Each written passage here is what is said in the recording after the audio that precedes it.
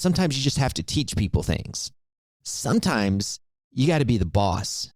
And to be unclear is to be unkind. And you have to be direct and say, you've got to fix this or there's going to be problems. And then sometimes you just got to be a cheerleader and say, good job, keep going. Do you want a wealthy retirement without worrying about money? Welcome to the Retire in Texas podcast, where you will discover how to enjoy your faith, your family, and your freedom in the state of Texas. And now, here's your host, financial advisor, author, and all-around good Texan, Darryl Lyons.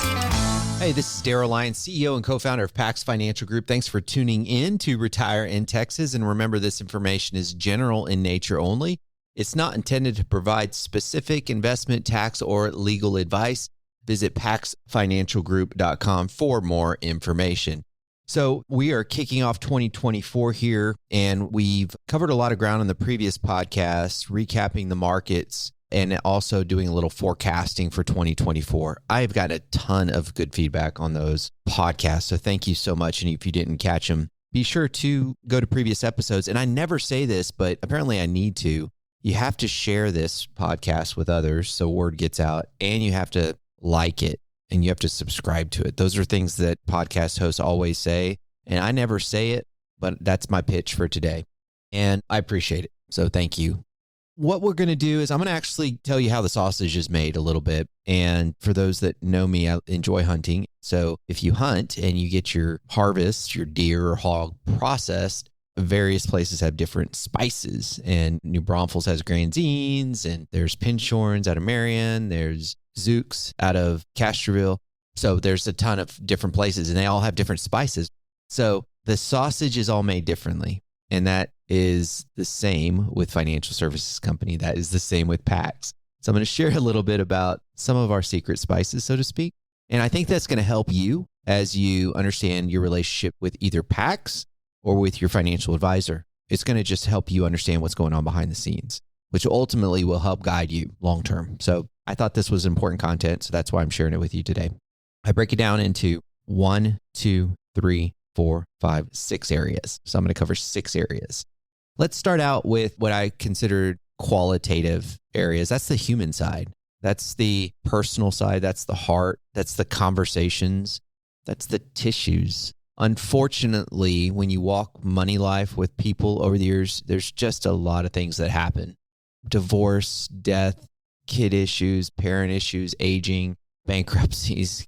We've been through so much together, and it really is an honor to be able to walk life with a lot of people. But we always have room for improvement. And so some of the things that we've done to just make sure that we don't lose that touch, we had set some standards for financial advice. So there's a lot of advisors here. There's 10, and we continue to add new advisors. So who is to say that one advisor might start thinking, I'm going to give advice differently than what PAX has culturally done? Isn't that a threat? Some rogue advisors could start giving out random advice that is actually antithetical to what PAX has done historically, which is the reason you trust us is because we've created this environment in which you feel comfortable trusting us with your money. So what if one rogue advisor starts doing things differently? So one of the things that we adopted was we hired Steve Manuel from USAA, great guy, and he actually checks all the advice given and does a little screen on it to make sure it's consistent. And there hasn't been anything inconsistent since we started that. Everyone's been on point. We don't want to take out the heart and soul of the advisor. They have some nuances that they like to do, but generally speaking, we look for some elements to ensure that there's consistency. And man, I'm really proud of the advisors. They've all been consistent. So that's really cool that we adopted. It's not Big Brother as it is more quality control is what you would call it if you were at HEB or somewhere else, and you'd have some quality control. One thing that we continue to do, but I stepped out of it, is case study lunches. I almost wish clients could sit in on these lunches. It is so robust. We're talking about all the advisors in a room. I actually don't go anymore because I feel like the environment is just much more fluid in conversations without El Jefe being there. And there's other people that step up in leadership roles and lead other advisors and wrestle with topics and how to help people and case studies of complex cases. It's unbelievable. I'm not even sure another firm out there does this. And all the advisors love going, but it's done in the spirit of how can we help others. It's just really cool. Someday, maybe I can make it available to the public. I just don't know if it would have the same flair and freedom. We also designated that the advisors need to have a certain number of seats. So 150 is our target. There's some deviation to that. We're not going to be really hard. But what we did is just looked at social studies and recognized that it's really difficult for an advisor to understand the unique needs of every family if there's over 150. Again, we understand advisors might have some nuances here and there. So we have put some seats in place. So if you're working with advisor, you just may want to ask the advisor, hey, how long before you run out of seats? Because we're trying to manage that. And sometimes we have to shift clients, and that's really hard to do, but we've had to do that. And I want to thank everyone who's been a part of that experience, because it's not easy to do, but sometimes with an advisor running into capacity constraints, we've got to do that. We called it pruning, which makes sense. We've really adopted an element of what we call a coaching triad. So you're an advisor, you give advice. That's very clear in that role. But what's mentoring, and how's that different from advice? So mentoring is somebody who might sit down with somebody younger oftentimes, but who brings the agenda to that meeting? Well, it's the younger person needing mentoring. He says, hey, mentor, I have a problem. Can you help me solve it? What about an advisor? What's their role? How's that different? Well, the advisor is often looking in the future, so to speak, and it's more, there's numbers involved. Coaching's different, and that's helping people discover things on their own. So that way they'll take ownership of that action and make improvements in their lives. Coaching is a skill that most advisors don't get training on. And we've been really focusing on improving our coaching skills, because the majority of people's net worth is a direct result of behavior, not math. So advisors actually have had a lot of conversations and dialogue, and to a certain degree, some training in this area of coaching, but it's something we talk about. And I say to a certain degree because some have really stepped into this space. Some have moderately stepped into this space, but it's coaching. It's slightly different than mentoring and advice, but overlapping in a lot of ways.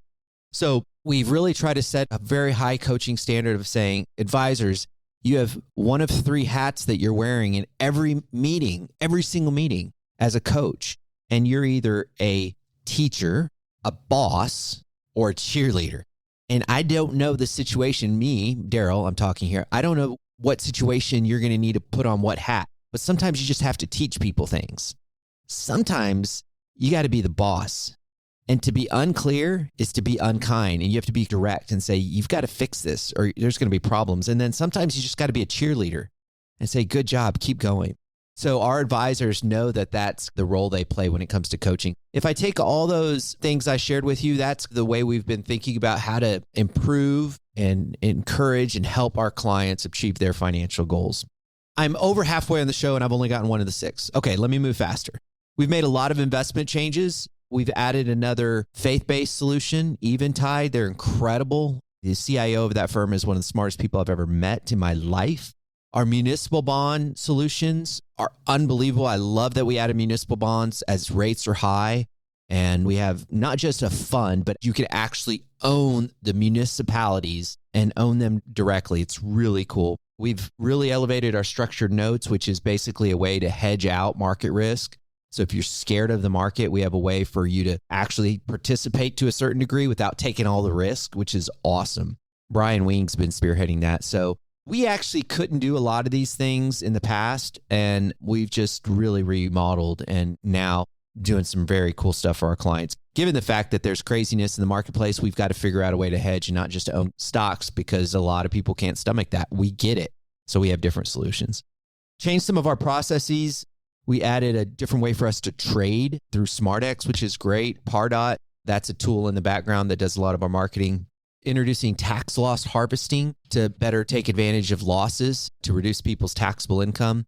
So you'll see that a lot more next year or 2024. And then, of course, the big move that we had to deal with, and I thank everyone for participating in this, was the merger between Charles Schwab and TD Ameritrade. I'm going to tell you, credit to Charles Schwab, it went off without a hitch. And credit to our team, Janice Brooks and her team, they were prepared for this. And so that went off real well. We added some niches within our ecosystem. Donor advised funds became really popular, a way for people to reduce their taxable income and do some good charitable giving. Haley really stepped into serving widows. She really got involved in that space, really has a heart for those people who've lost a loved one. And it's an interesting niche because their needs are unique. And then we're really excited about our business succession. We call it business pivot planning. And that was launched last year with a lot of thought, a lot of partners, and really interesting technology to help business owners successfully transition out of being a business owner into this next chapter of life and to think through it critically and thoroughly. So it's a complete consulting agreement that we've got for small business owners out there. So that was a niche that we implemented as well. Made some adjustments to the team.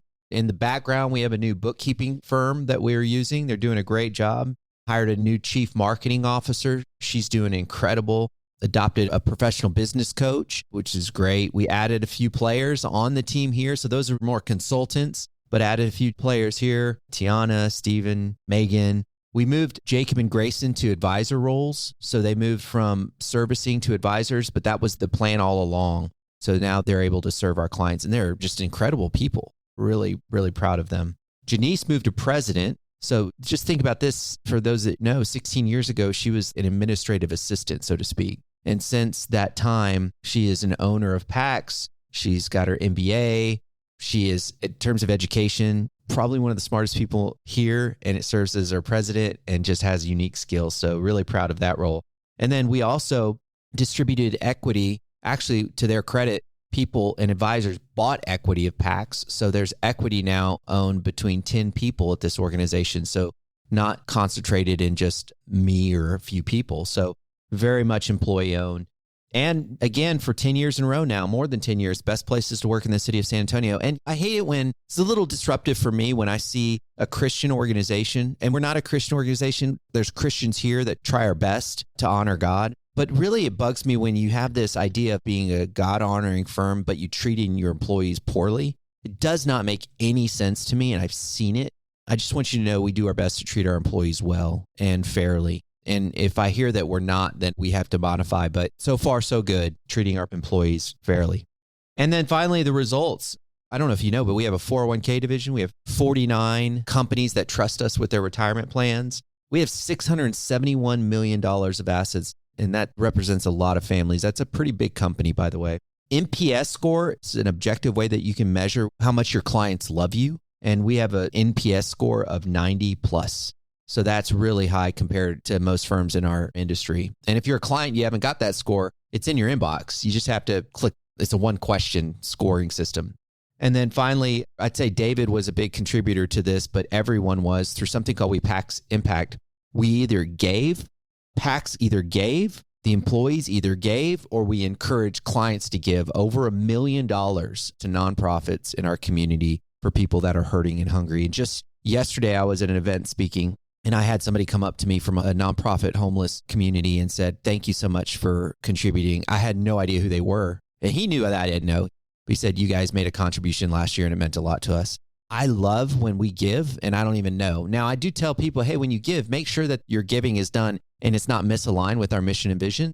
There's certain things that just don't make sense that we give to. But to give over $1 million to people who are hurting and hungry in our community in some capacity, whether we influenced it or had a strategy or did something, that's huge. And frankly, even if we did 200,000 or 300,000 or 50,000, I would be super proud. But our team has really caught on to something that we've orchestrated thanks to John and Monica, and it's called PAX Impact. And so we're really focused in on that.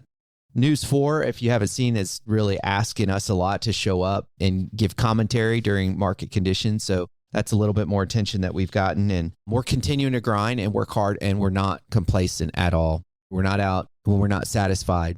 So I want to make this pitch. If you have an advisor that you think is complacent, you might want to consider us. We're not. We're trying hard, and we're going to continue to try hard, and we're ambitious, not in the selfish way, but we're mission driven.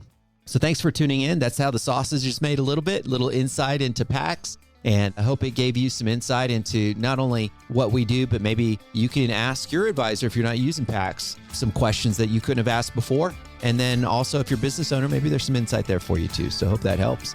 And I thank you for tuning in. As always, I want to remind you, you think differently when you think long-term. Have a great day.